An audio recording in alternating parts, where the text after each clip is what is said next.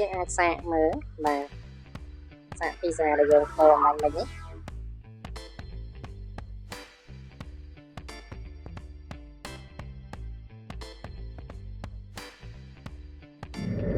ដំបូងឡើយបងប្អូនត្រូវមានគ្រឿងដែលបងប្អូនត្រូវធ្វើអញ្ចឹងបងប្អូនអាចធ្វើជាលក្ខណៈប្រហិតអញ្ចឹងខ្ញុំយកប្រភេទស្នាដៃកូនខ្មែរសិប្បកម្មហោះហោនេះដែលផលិតនៅប្រទេសកម្ពុជាអញ្ចឹងយើងចាប់ផ្ដើមធ្វើការមានសម្ភារៈទាំងអស់នេះហើយយើងចាប់ផ្ដើមអាំវាជាចំណិតស្ដើងតាមបងប្អូនតម្រូវការនិងពេញចិត្តណាហើយបន្តមកទៀតបងប្អូនត្រូវតែមានបន្លែបាទ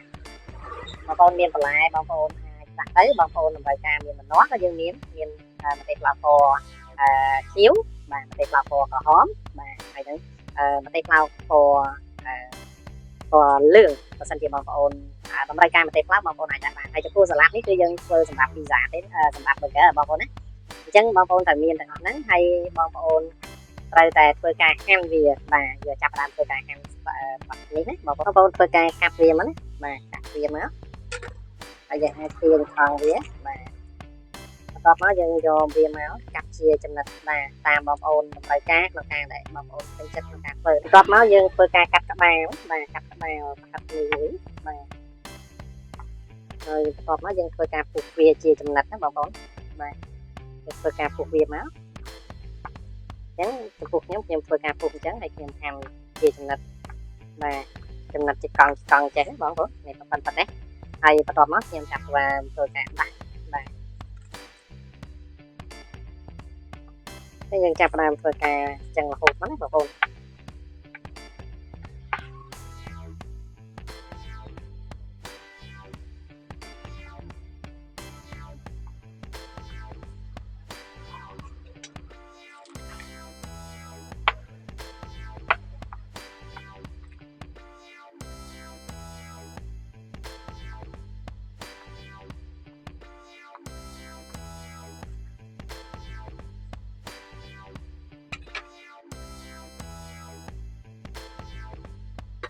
យើងចាប់ផ្ដើមធ្វើការហាន់ជាចំណិតស្ដើងមកណាបាទយើងអាចហាន់ជាចំណិតស្ដើងប្រភេទនេះបាទឥឡូវនេះយើងចាប់ផ្ដើមធ្វើការដាក់ទឹកពីប៉ោះបាទទឹកពីប៉ោះប៉ុណ្ណឹងណាហើយបន្ទាប់មកយើងមានស្ព្រីក្នុងការដែលយើងបាទវីវាឲ្យសព្វបន្តមកទៀតយើងមានហត់ដកដែលយើងហាន់ជាកង់បាញ់មិញនេះបាទយើងធ្វើការរីកវាមកបាទរីកវាអញ្ចឹងមកណាបងប្អូន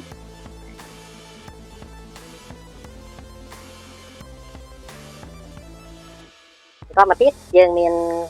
ហត់ដកដែលយើងហាន់ហើយបាញ់មិញនេះបាទយើងធ្វើការដាក់វាមកបាទ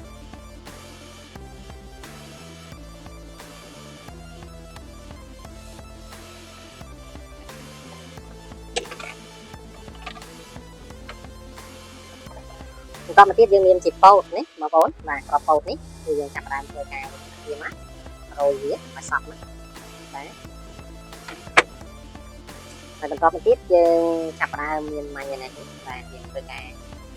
ម៉ាញ៉ាណេស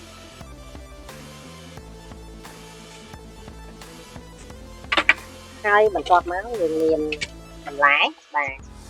បន្លែរបស់យើងដែលយើងបានបង្ហាញបាញ់មិញនេះយើងធ្វើការហាន់វាបាទហាន់វាមកបាទយើងអាចធ្វើការហាន់វា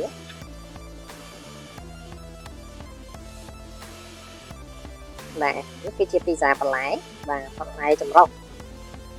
យើងអាចហាន់វាចឹងមកម្ទេសនេះម្នាស់យើងធ្វើការហាន់វាចឹងដែរមកបាទតែប្លោកពណ៌លឿងយើងហាន់វាចឹងដែរមកបាទនេះគឺជាពីសាចម្រុះហើយនេះតែប្លោកពណ៌ខៀវពួកបងប្អូនខ្លះគាត់មិនប្រើហាន់ជាចរិតចឹងទេគាត់ហាន់ជាកង់ណាបាទហើយលើបងប្អូនទេនេះដោយសារតែខ្ញុំរៀបចំអញ្ចឹងហើយបន្តមកទៀតយើងមានជី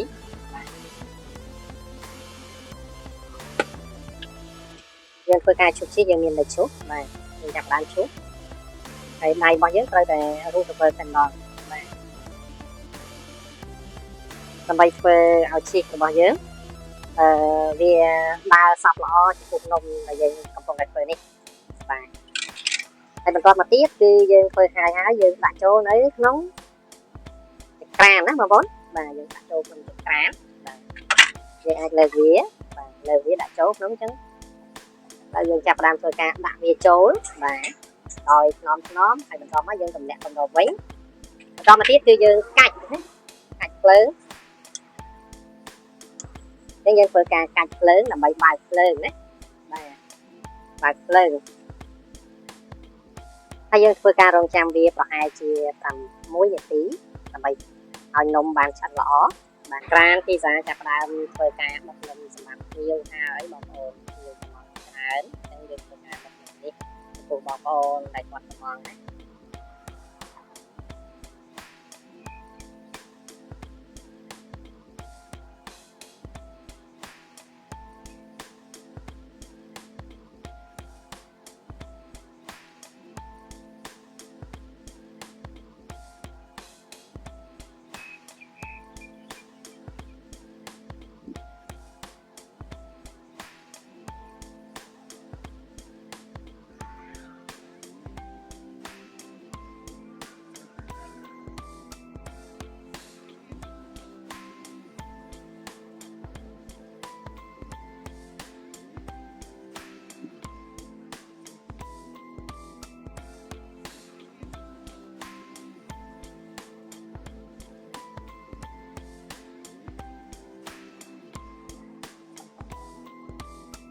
ពីសាចិត្តឆ្អិនហើយ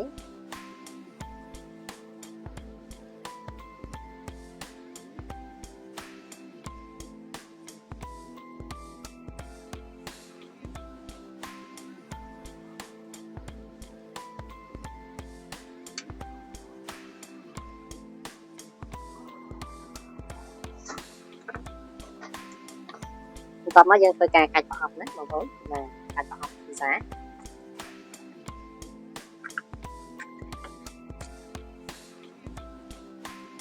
នំឆ្អិនហើយ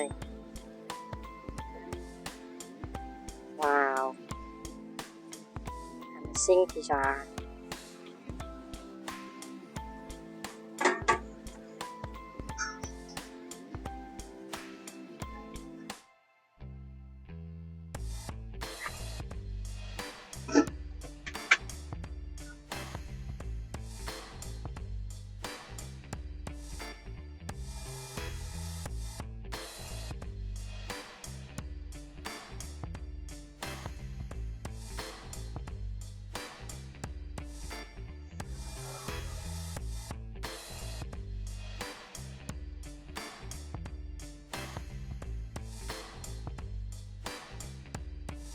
បន្ទាប់ពីវាឆ្អិនហើយយើងធ្វើការកាត់វាជា6ចំណិតណាបងប្អូនឬក៏បងប្អូនអាស្រ័យលើបងប្អូនទេបងប្អូនកាត់ជាប្រមាណចំណិតវាអាស្រ័យទៅលើបងប្អូនទេបងប្អូនអាចកាត់ជា4ក៏បានកាត់ជា5ក៏បានកាត់ជា6ក៏បានដែរ